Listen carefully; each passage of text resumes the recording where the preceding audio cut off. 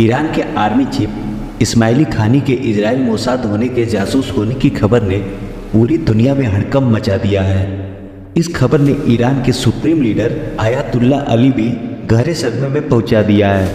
मशहूर विदेशी अखबार ने इस रिपोर्ट का खुलासा किया है। अब ताज़ा रिपोर्ट में दावा किया जा रहा है कि इजरायली जासूस होने की आशंका के बीच ईरान के शीर्ष जनरल इस्माइली खानी को पूछताछ के दौरान दिल का दौरा पड़ गया है। इससे पहले वो पूरी तरह से स्वस्थ थे। ईरान के शीर्ष सैन्य प्रमुख को इजरायल के आतंकी सफाया अभियान के पीछे होने के दावे के बाद इस क्रूर पूछताछ का सामना करना पड़ा। इसके बाद जो न्यूज निकल के आई है कि इस्माइली खानी को हार्ट अटैक आ गया है।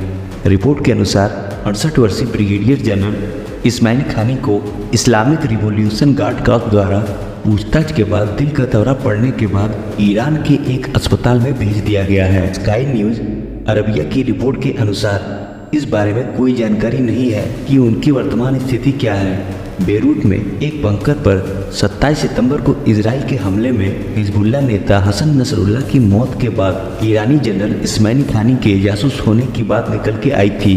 कहा जा रहा है कि हसन नसरुल्लाह की हत्या भी इस्माइली खानी ने ही करवाई थी। इसके बाद हिजबुल्लाह के अगले उत्तराधिकारी हासिम सफीन भी एक इजरायली हमले के बाद लापता हो गए हैं। इसके बाद इस्माइली खानी के भी लापता होने की खबरें उड़ी। इसके बाद से यह दावा किया जाने लगा कि इजरायली द्वारा हिजबुल्लाह के शीर्षकारियों को आश्चर्यजनक तरीके से खत्म करने के पीछे मोसाद का एजेंट यानी कि आर्मी चीफ इस्माइली खानी ही है। दावा यह भी किया जाने लगा है कि बंकर विस्फोट में हिजबुल्लाह के उत्तराधिकारी 60 वर्षीय हासिम सफीन के साथ इस्माइली खानी की मौत हो गई थी। तो लेबनान, इराक और ईरान के सूत्रों ने खुलासा किया है कि खानी उस बैठक में नहीं थे। सूत्रों ने दावा किया है कि खानी उस वक्त बच गए थे जब हिजबुल्लाह नेता नसरुल्लाह मारा गया था। इसके बाद अचानक खानी के गायब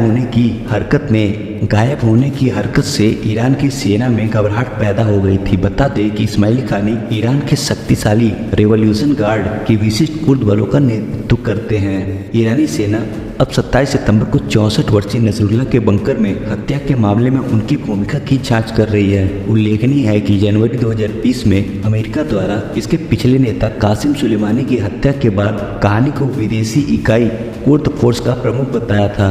कासिम सुलेमानी की हत्या के बाद खानी को विदेशी इकाई कुर्द फोर्स का प्रमुख बताया गया था। इजराइल ने खुफिया जानकारी के आधार पर ही अविश्वसनीय रूप से पेजर और वॉकी टॉकी बम हमला को एक साथ पूरे क्षेत्र में अंजाम देकर हिजबुल्लाह के दर्जनों दुश्मन कमांडरों का सफाया कर दिया था। ईरान को आशंका है कि इसमें भी इस्माइल खानी ने ही जासूसी की थी।